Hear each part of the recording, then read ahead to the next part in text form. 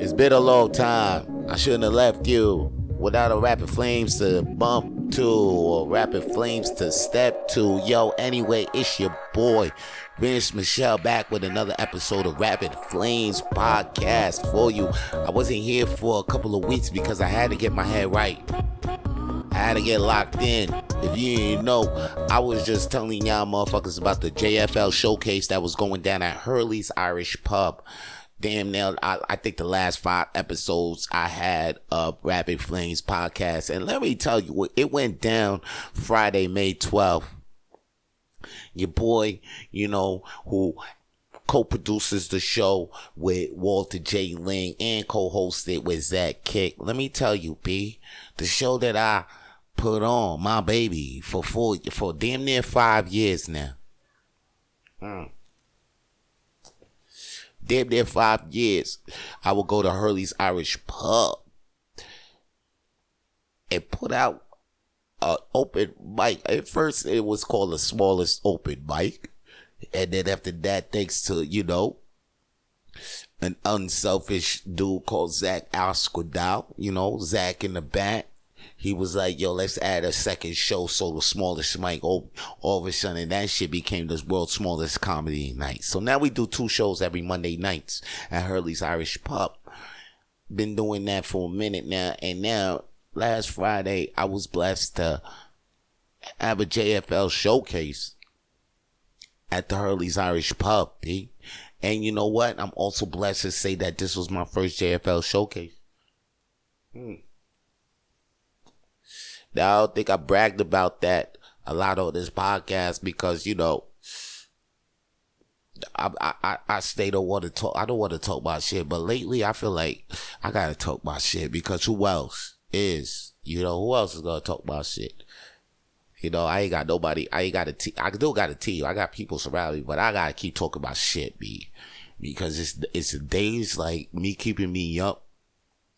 That gas is gonna overfill. So when days that I'm down and shit and I'm not gassed up and I'm not feeling myself, like I'm still up because I was talking so much shit before, and I still remember. And even though, I always come through and always talk shit, especially when you ain't got nobody talking shit for you.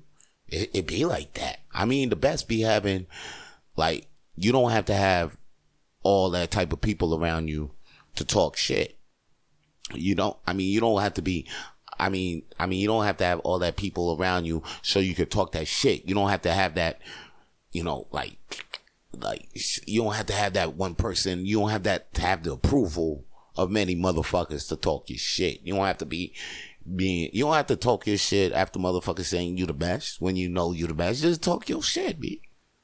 Just keep talking if you know you doing that shit and you know you out here putting that work, you ain't gonna stop putting in the work. Yo, talk your shit. No matter how bad you are, no matter how good you are, like, if you still out here, still doing your thing, you ain't gonna stop doing your thing. Talk your shit. I don't give a fuck. You don't gotta wait till motherfuckers tell you how nice you are or how even whack you are. You don't even gotta wait. You don't even gotta be humbled by what motherfuckers tell you, oh, you tight whack, you can't even talk that shit. When you know, like, yo, I love this shit. I ain't going nowhere.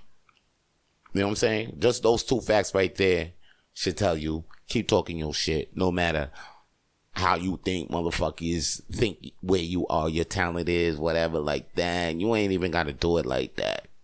You could be at your first show. You could be at your first show, your first attempt of the goddamn thing that you love to do. But if you know that that's the thing that you love to do, this is it. You ain't quitting. Talk your shit. That being said, I'm talking my shit, man. My showcase, I felt like was up there. I think in the eyes of Montreal comedy and the Montreal independent comedy scene, that shit put a great eye up on what we saw of everything that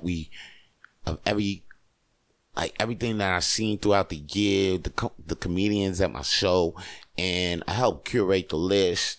So it was great to see the people that I was like, yeah, they could get the showcase, and yeah, you should be on the list. I'm actually proud and happy to see that they actually pulled what they were supposed to do. And then I'm actually glad that, because, some of them, I put that goal in front of them so they can actually level up. Because I knew, like, at the time, like, maybe you might not be there, but, once you have a goal and a target, it always helps you to level up. It always helps you to bring up things. It helps you step up your shit. So, if you out there and you trying to think of some way to step up or level up at what you do, just give yourself a small goal.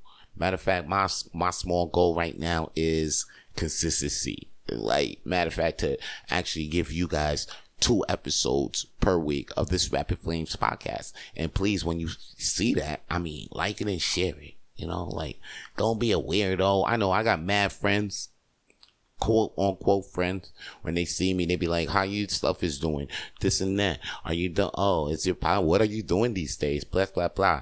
I look at them. I really don't give a fuck about what they do and how they give about their time, because they really didn't give a fuck about my time.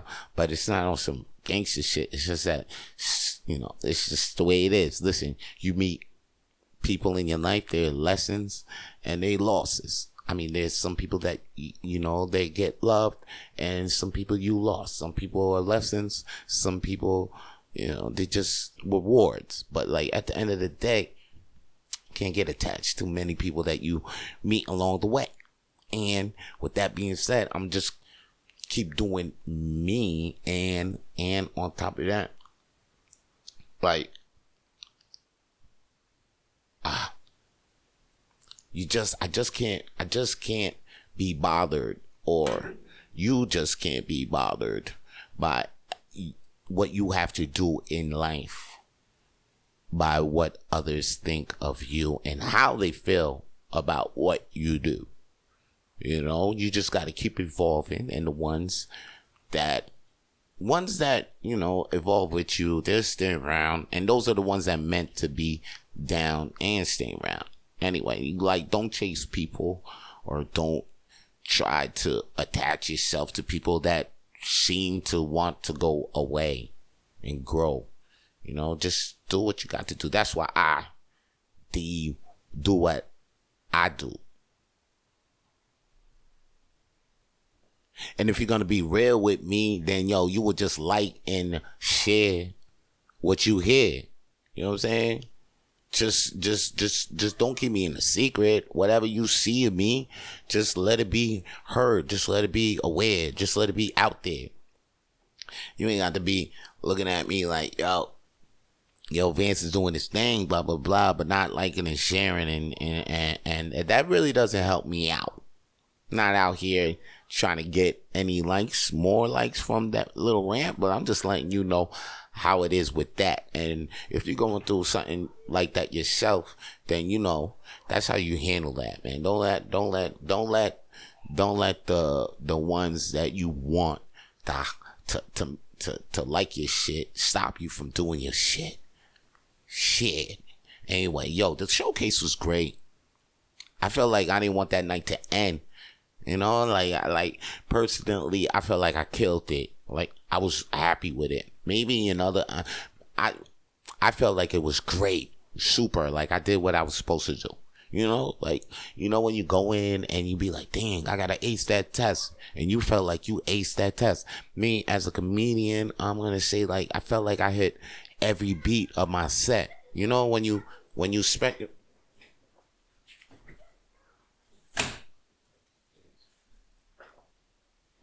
Fucking little kids is outside playing soccer and shit. Like, usually, I let kids play, but one's right near my ear. Sure, you probably couldn't even hear that too, but I heard it. God damn. See, when you ain't got kids, it's really easy to complain about how kids is annoying. But them things is those beautiful people. I was a kid once. You was a kid once, right? We were all kids. Come on. Anyway, like I was saying, the showcase was dope. It was one of those nights, like, as a comedian, I was hitting every beat of my jokes, every beat of my jokes. Like, you know, when you tell the jokes and you getting the laughs that you're supposed to get, I was getting all the laughs I was supposed, not all of them, but I got like 96%, a good 90% of the laughs that I was supposed to get. And I'm like amazed.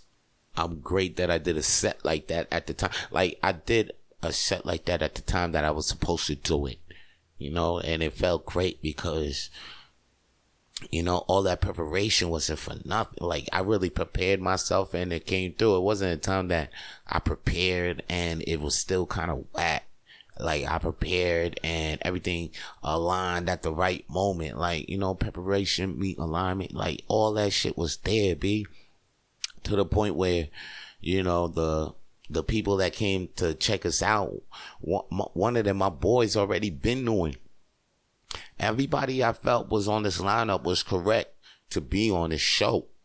I mean, like, I ain't want to say, like, there's a lot of connections on the show. It's like, man, I remember I told Sarag Millennium last year, you know, I was like, man, I always felt like, me and Zach, we was like, yo, we felt like you should have been on that JFL recording. And then he didn't even have a showcase. I was like, yo, don't worry, man, you gonna get a showcase. We told Sarag, you gonna get a showcase. And he did get a showcase. He got it with us. Man, there's so many final story. I mean, Troy Stark. I mean, I can't even go into detail, but, you know, my man went through some personal shit and some fucking, but you know, he's still strong with the comedy career. That, look, it got him right back here. And man, after Friday, shit turned around for the boy. I'm not even gonna say too much about that, but like, shit turned around for the boy, for the good too, man. So, and he had a great set, which, and like, you know, like underdogs, like, you know, like Sean Stenhouse went underrated as a motherfucker. And, you know, like, for him to, like, really shine at that show, it was like, yo, it's like a lot of us on that show, you know, got overlooked. But I always said that all 10 of us was like the cream of the crop. We are comedy, and we got to show that. I'm here talking my shit, but yeah, that JFL showcase at Hurley's Irish Pub was the JFL showcase to watch. And if you're gonna watch one next year, make sure you check us again next year. Now, here's another thing I'm blown away by too. I might come back to talk about that showcase because it was a night, it was a vibe. Might come back on that, but right now I gotta talk about that new Zelda. Damn. It's like right now, there's a whole bunch of shit I might want to pop off. You really want to hear me talk about that Ja Morant shit? He got knocked with the fizz. He got knocked with the gap. He got knocked with the nod. Oh, come on the IG twice. The league, NBA league, suspended him indefinite. They say he's gonna have a long-term suspension coming in the season, but like, I don't know. He done on the Memphis Grizzlies. Matter of fact, I don't know. Another team might pick him up. He good for the Knicks right now. Bring him to New York. Matter of fact, I'd like to see him in New York or Chicago. Chicago will be a good look for Ja Morant right now. Chicago and New York. Like real talk. He need to be in one of those teams flashing the Blicky like that. That was wild. And this ain't the first time. This is the second time, so that's wild. Anyway, wild. I'm gonna go back to that. Right now, I want to talk on The Legend of Zelda: Tears of the Kingdom. The shit finally came out May 12th too. That was the same day of the showcase. I almost missed the biggest show of my comedy career because the biggest game of Nintendo's career came out on the same day. So, and guess what? I was hooked. I didn't think I was going to be hooked, but I was hooked. Like, goddamn, like right away, I was up on this. I got reminiscent of Skyward Sword, like a little bit because we was in the sky, and then you go down on the land. But here's the thing about the Tears of the Kingdom, that takes the shit to a whole new fucking level. Yeah, it's the Skylands and how you get up to the sky.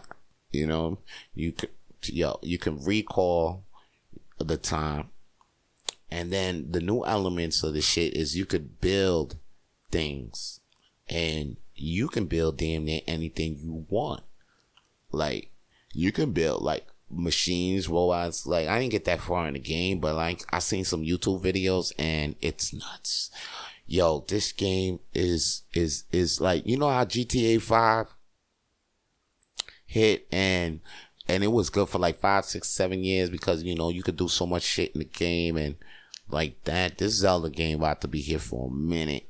If you could link up, if they made a Zelda multiplayer after this, that's the only thing that's missing. If they had made this shit multiplayer, that's the only thing. But like, Zelda's never been a multiplayer game. But just imagine if like you can get help with your missions. That would be crazy. Like a next Zelda game where I'm home and this motherfucker's home and we doing the same Zelda mission together or the same dungeon together, like GTA. Oh, okay, that's the next Zelda shit. That's the only way it can go. That's the only next damn thing it can go. And then y'all two building shit together. That'll be nuts. That'll be the next game I could see that coming into fruition, probably for the next Switch. Cause this Switch, yeah. Anyway, back to what the fuck taking it to the next level. The underground. There's a whole nother world, underground Hyrule, which is huge. The gloom that touches you, you know, not the malice. The malice was in the Breath of the Wild first one. Like, you know, that little black shit that you see in the floor and you touch it, and then, you know, your health goes down.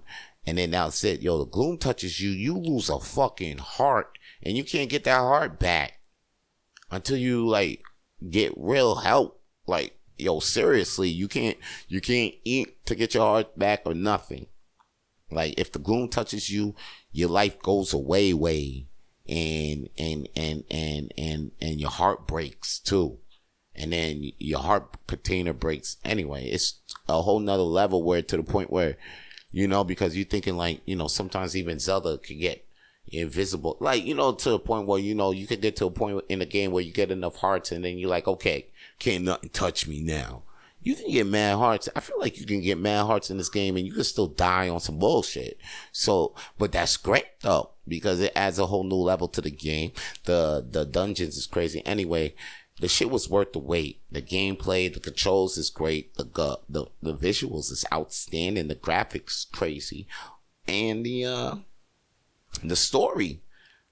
Like, I just started and shit, but like the story's pretty great. It's like mystery and shit, cause you know, at the first you kind of knew what would already happen. Like they had a story before, and then you kind of know what's about to go down. I gotta go meet the champions. This one's here, this one there. It's kind of like laid out for you. But this one's like, yo, we just hearing this shit. Yo, go over here. Yo, check this. Yo, you got these 4 spots to go to, but like, we don't know what's going on in these 4 spots. Can you go there and check shit out?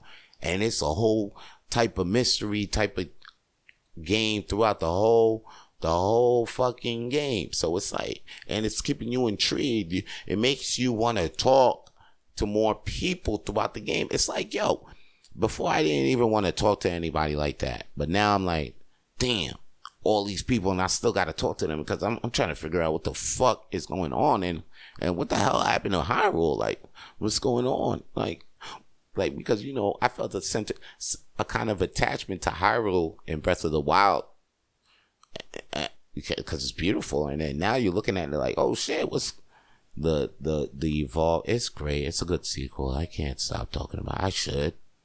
I should stop talking about it before somebody sends me a video on Zelda and act like they really know me. Act like they're a friend of mine. I mean, I understand. I got some fans out there.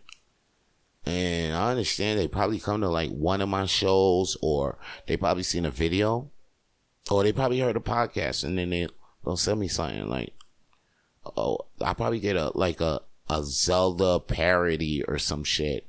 Or now somebody's going to think like, they're actually cool with me and it through hearing this podcast or something like that, and then they're gonna send me a link something on, you know, somebody acting like Link or dressing up like Link, like I'm gonna think that's cool. Like I wouldn't think that's cool. See, that's the thing. I wonder if I'm the only one out there thinking like that, because I get videos. I feel like it's weird. Like, people don't really know me, so they'll send me videos that they'll think I'm interested in. It'd just be annoying. I wonder if people out there can relate. Because I'm not saying don't send the videos to your friends and shit. Like, I get videos from my boy, Goofy. This is my boy. We chill every day. I am there every day. And he knows what I'm interested in. Talks about. That's why he could send me videos. I even get some people, though. But I got some people, like, that ain't even see me, though. You know? I mean, they ain't seen me in weeks or days, but they know the vibe. Like, we good. Like, we chill. And they Haitian like me. And, you know, they laugh at the same shit like me. I could tell. Because from the shit that they post and the shit that they like on my story already.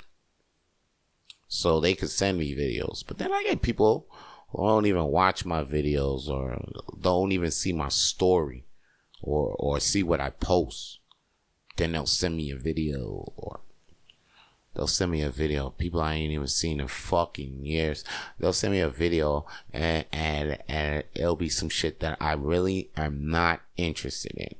I don't even find funny. I'm not laughing. It's not LOL to me. We're not connecting through this video. You're not my boy. This is not, I don't even think you're an okay guy doing this. I don't even think it's a cool gesture. Word.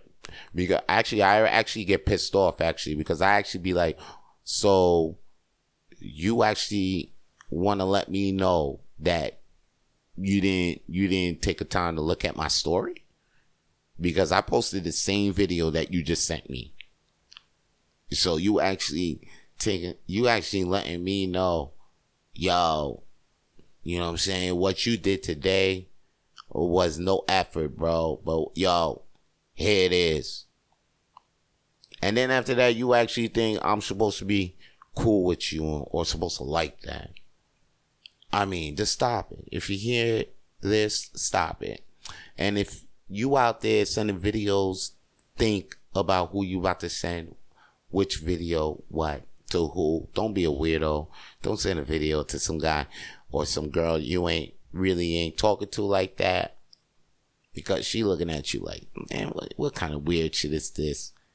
This etiquette needs to stop.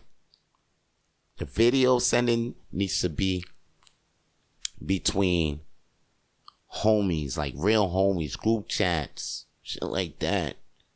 Don't be that dude that's like sending videos to people you don't even know like that. You think you know them through posting, through social media? This shit ain't, they're not posting everything. They're not keeping it all real. And plus, if they're giving you invites to see them publicly and you're not even showing up, but you're just sending the videos, don't think that's a great gesture. Especially if that's a person that's a public appearance. I mean, be at the shows. Be behind the shows. If you don't want to be at the shows, be behind the shows, or reach out and try to schedule a time with the person, because you know that person's a busy person. And if you feel like, that's why I gotta send him the video because he's busy. No, don't do that. That will piss him off or her more. That was something I just had to think. You know what I mean? Here's another thing I'm thinking, though. John Morant, he really do got to go to New York, Chicago, calm his ass down. Probably want to show the Blicky on IG. He's doing that in Memphis, Tennessee, though. Memphis, Tennessee ain't no joke, though. I ain't gonna front. He wilding, though, showing that shit on the IG, Instagram, on the Blicky. Why? Is this because you didn't make that NBA All-Star team? Which was what? And so you really thought basketball was over for you? So you was like, all right, yo, fuck it, you know? Because KD, he already in Mexico. The minute the Phoenix lost, he bounced. He went to Mexico. Everybody's doing something good except you. You know what I'm saying? Joel Embiid, he probably laying up in a spa somewhere. James Harden probably somewhere laid up, you know, dressed in all weird still. Just chilling with Lil Baby, though, in the studio, though. Everybody's doing something relaxed. You out here on Anchi with the Blicky. And you sit your ass down, John. What are you doing? Was you that mad? Was you that mad? You was like, I ain't gonna be hooping for the summer, so I might as well start blaming shit. I might as well start acting like I'm about to blame shit up for the summer. You wildin'. Now your ass is gonna be on the couch all summer, all winter. Damn, John. I was rooting for you too. I felt like you was like the new AI. Like, and that's what you is. You on some other shit now. Cause AI was on some little, it's like, if AI was like, oh man, yo, if AI was sugar, your ass is, what's sugar to the, honey? Or like, what's the sweetest shit you ever had? I mean, molasses? I don't know. Like, I don't know how to compare.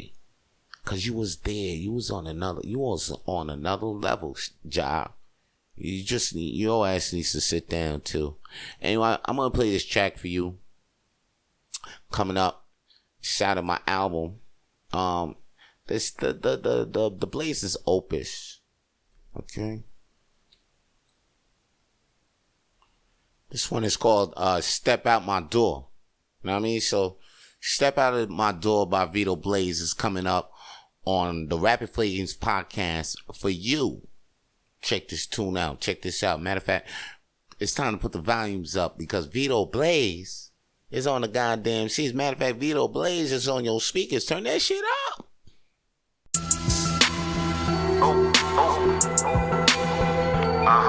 Yeah. Relax and take notes. Hell,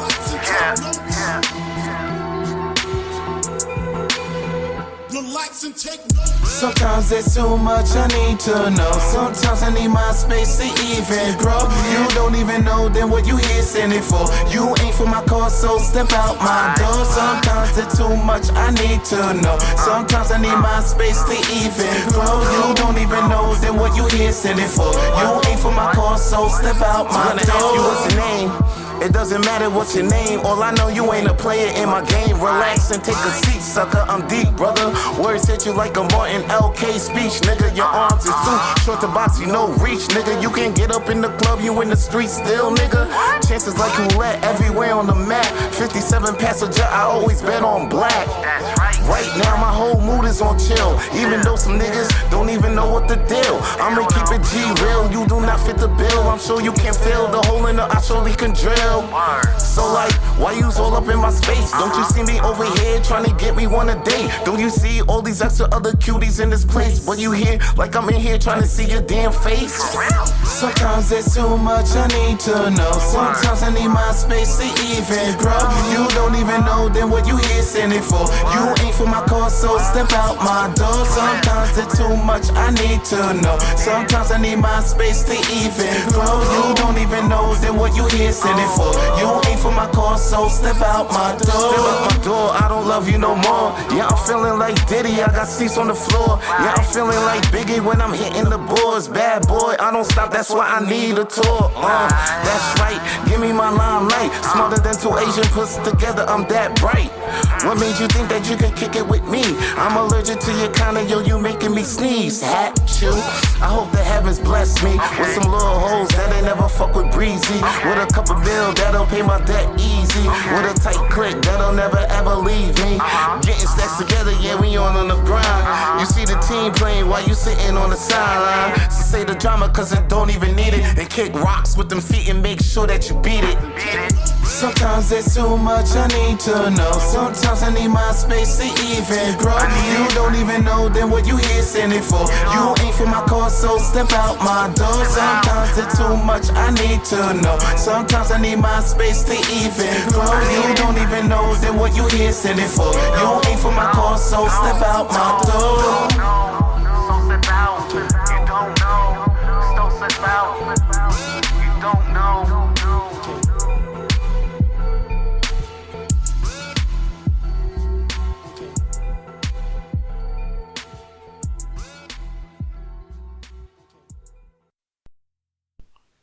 John ain't the only one wilding these days, though.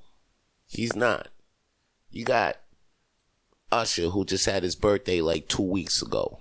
Okay? He had his birthday 2 weeks ago, celebrating in the club. He was chilling. And you know, he invited some of his celebrity friends over to the party. I think I seen Fabulous was over there. The shit was lit. A lot of motherfuckers, a lot of MVPs and VIPs was in the motherfucking building. And one VIP MVP of the R&B world himself, another R&B king, another king of the R&B contender, Chris Brown, Chris Breezy, was in the house. And then it looked like things actually went down because there was an altercation that happened to be reported. And the altercation actually went down with Chris Brown and Usher. And this is after Chris Brown actually sang happy birthday to Usher. Now, how you gonna fight a nigga after you sing happy birthday? That's some gangster shit. Is that gangster shit? Or is that some slick shit? Some real mafia shit. He really didn't see it coming. He really didn't see it coming. I had niggas steal from me and then help me look for the shit that got took it from me. And I thought that was fucked up. And I'm looking at this like, damn, this nigga. And then after that, you all actually hear Italian, you see Italian shit in the movies when motherfuckers would talk to you. And then they'll talk to you sweet. Talk to you like everything's nice. Next thing you know, you turn your back on them, bang, or a knife in the back. Like, hey, tu brute, and now not you, Breezy, not you, Breezy, and this is right after Rihanna. This is what Breezy do now. He just like, hey, yo, fuck it, like, instead of him just actually trying to earn the top #1 hits, he out there just making real hits. That's how he feel. That's how he feel it, to make him real, to make him at least have some appeal. Instead of trying to making the charts with the hits, he's out there giving hits.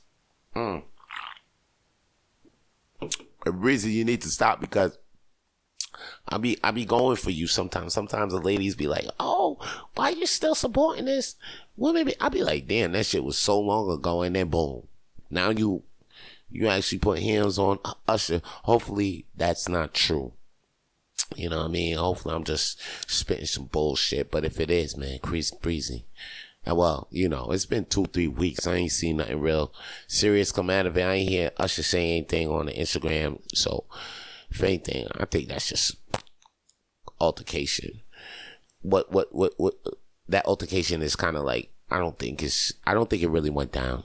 Matter of fact, I heard it was just between security guards. So if those guys were involved, that's probably why you don't hear too much of it. Like right now, I'm hearing a lot of that Jonathan Lee Majors. Right now, this motherfucker, there's allegations. He got allegations on allegations. The motherfucker that plays King on the new Ant-Man, Quantumania. He plays King, and he played King in Loki, and he plays opposite Michael B. Anthony in Creed 3. This guy got hit with assault allegations, and it wasn't even on his girlfriend. It was his ex-girlfriend at the time. So anyway, this feels like a witch hunt that the lawyers said, because lately he's been in court. He was in court for that shit. And speaking of court, yo, the boy Jay-Z got a problem right now because there's this guy out there.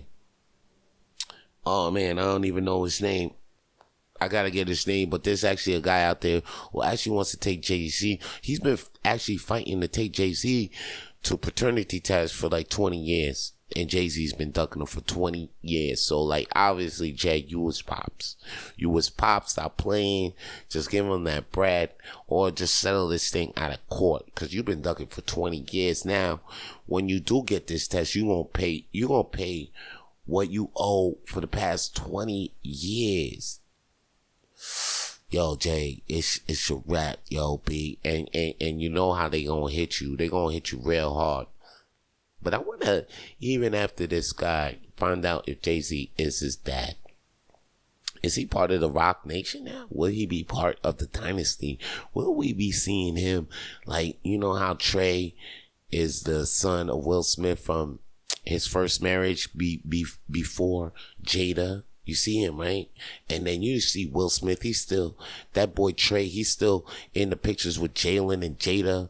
And you know, he's seeing his half brothers and half sisters as, you know, whole brothers and whole sisters. So, like, will we be seeing this guy come in and taking Blue and Night and Romy or Night and Remy?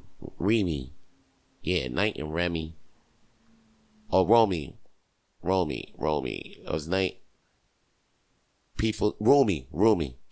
People teaching the Rumi, but don't confuse me. Oh, okay, yeah, Rumi. And Blue, okay, Rumi, Night, and Rumi. Come on. And we gonna see this guy with them. I ain't even know what Night and Rumi look like. I have no idea what Night and Rumi. Shout out to Jay for keeping the paparazzi out of their face. And we ain't even know what Blue looked like until she was like 6. So it's like, you know what Night and Rumi look like? Does everybody know what Night and Rumi look like? Jay-Z's second and third kids, the twins. No idea what they look like. If you know what they look like, please DM me. I don't know what somebody tell me from New York. I don't even think anybody from New York know what Night and Rumi look like. I'm talking about Jay-Z's twins. The one that he had after Blues. The second and third kid. Anybody know what them kids look like? You let me know. Because I ain't got no fucking clue. And Hov, you wild for that. You really wild for that. You really had kids. And we don't know. For years, we don't even know what they look like. Yo, you wild for that. Anyway.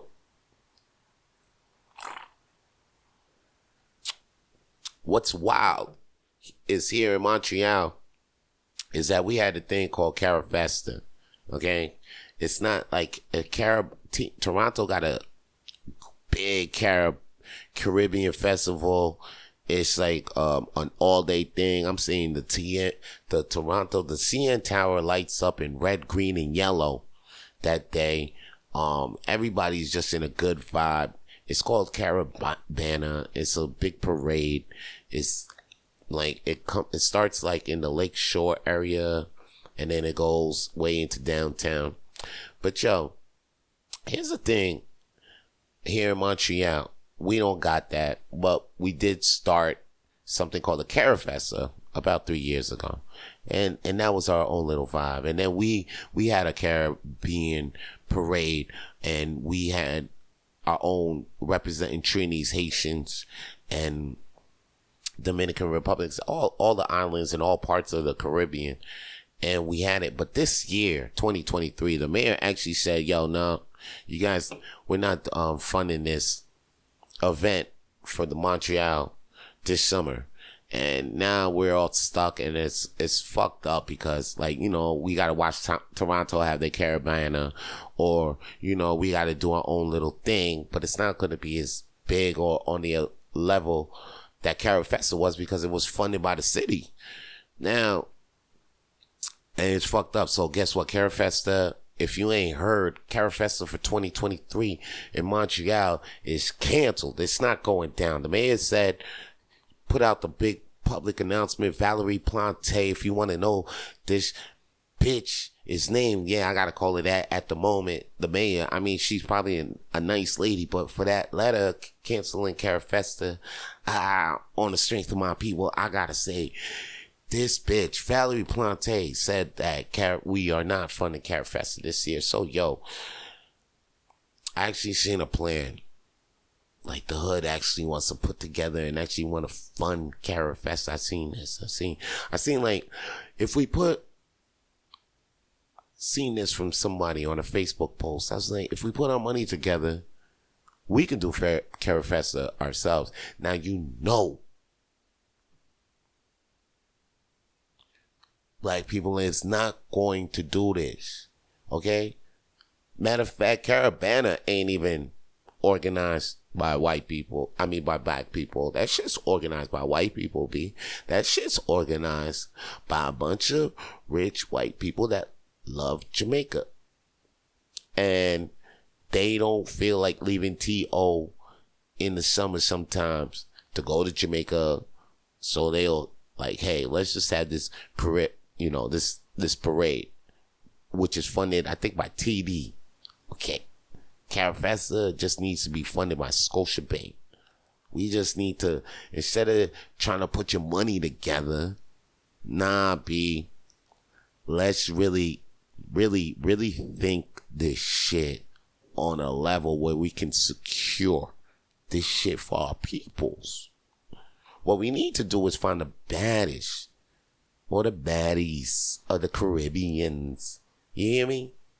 Set these girls up to wear some nice Scotia bankers. Have lunch or something, like to party or something. Have them, talk up an idea, a parade. Like, hey, you know what'd be nice? And, with their big titties and their big booty, and they be like, yeah, what are you talking about? If we have a Caribbean parade where my national, like Trinidad and Jamaica, could be walking down the city through, Boulevard Maisonneuve and through the downtown area, that'd be great. And you will see a bunch of us just walking with a bunch of, looking tights with our nice little shiny uniforms. Well, they'll be singing that with the Caribbean accent, which I can't do. Yeah, anyway, but that's how they be. You'll talk them up. You have Caribbean shorties talk them up. Next thing you know, hey, Scotiabank would like to present Carabana in Montreal, or, Carafesta. Boom. That's how we get it. Let's not think. Let's just take this L. Let's just act like we took this L and really reposition and rethink this. Because we can get Carafesta, but not that way, guys. We're not going to pull together and get this money together. What, you're going to trust this money in one dude? Next thing you know, this one dude, oh, where is he? Oh, he just left to a private island because he had all this money in his hand. He didn't know the mission. He didn't know the plan. That shit rhyme. And so it could be the truth. Okay. Before I go, I just want to say shout out to Puerto Rico for having a great, I seen your vibe. I was watching WWE Backlash. And yes, I'm just talking about WWE. When it comes to pro wrestling, it's all about WWF right now. Triple H is the head of creative. And since then, it's been kicking ass. AEW, who? AEW what? Get out of here. I'd rather watch NXT. And I think shout out to TNA though. Like I fucks with that. Nah, and the AEW is jokes. It's jokes. Matter of fact, I might pop up with them. But like mostly I've been watching WWE since Triple H took over creativity. Since the WWE Backlash pay-per-view, it's premium live event. It's not pay-per-view no more. Premium live event. In Puerto Rico, that shit was hot. I gotta give it. You guys had a hot crowd. It made me want to leave town, risk everything, and go to Puerto Rico. You understand? And just had y'all vibe to see y'all get down, to see y'all hometown hero Bad Bunny perform in front of y'all, fighting another hometown hero, Damian Priest. That was fucking great. LWO represented. And the Cody and Brock match, short and sweet, like all Brock matches. I don't know, this guy, he don't wrestle for too long, but he fights for as long as you're supposed to want to see him. So it's a good thing. They using Brock is a good way. So I'm excited for that. I'm actually excited for the next premium live event. It's in Saudi Arabia, and we got the Cody and Brock rematch. We got the tag team match with Roman Reigns and Solo Sikoa versus Kevin Owens and Sami Zayn. But I'm actually hyped for the Seth Rollins versus AJ Styles because it crowns a new World Heavyweight Championship. They brought back Big Gold, basically, and they just put back the WWE. They just put a WWE logo on it. It looks kind of sweet, so it's pretty okay. It's all right. So I'm expecting my predictions on the match. Seth Rollins. I don't see, like, I would like AJ to be the inaugural World Heavyweight Champion, but nah, this is like when Eric Bischoff gave the belt to Triple H, or when the belt came back, and or when the Universal tournament came out, and then who was the last two? It was Seth versus Finn, and then Finn won. Because Finn was supposed to actually take it. But right now, Seth can't take no L's. Like, he done took damn mad L's from Cody right now. Came back. He's on a fucking roll. The song, I mean, who is not the champion? If anything, I felt like Seth should have been the champion by now. But Roman's still, they feel like Roman's still going to keep the belt. I feel like because he's a couple of days from a couple of people's days as a champion record, so he's like number 5. So if he keeps it like for a couple of months, he could be number 2 in a couple of days. I don't see him being number 1 though. Number 1 is not something that's gonna go down, because Bruno Sammartino held it down for like 2,000 days, more than 2,000. And right now Roman ain't even near 1,000. No, my bad. He's near 1,000. I mean, he ain't even near 2,000. And I mean, that'll be nuts if they gonna do another 3-year reign with Roman Reigns. Oh, yo, they wildin'. But I'll be like, he Roman Reigns though. That'll be a reign. That'll be a testament on his last name. Oh, I mean, if he could keep that up, that'll be crazy. That'll be nuts. That'll be nuts. All right, man. That's all the flames I got to say for today. Man, y'all make sure y'all follow tune, stay tuned, man. I appreciate you listening to this episode, man. If you like this shit, share this shit. Like it, man. Tell your boy about it. And yo, man, stay tuned for the next episode. Hopefully it's gonna be out next week, man. Matter of fact, it's gonna be out next week. For sure. Alright? Stay lit. For more episodes of the Rapid Flames podcast, please subscribe to the Rapid Flames podcast on iTunes, Google, Spotify, and wherever podcasts are available now.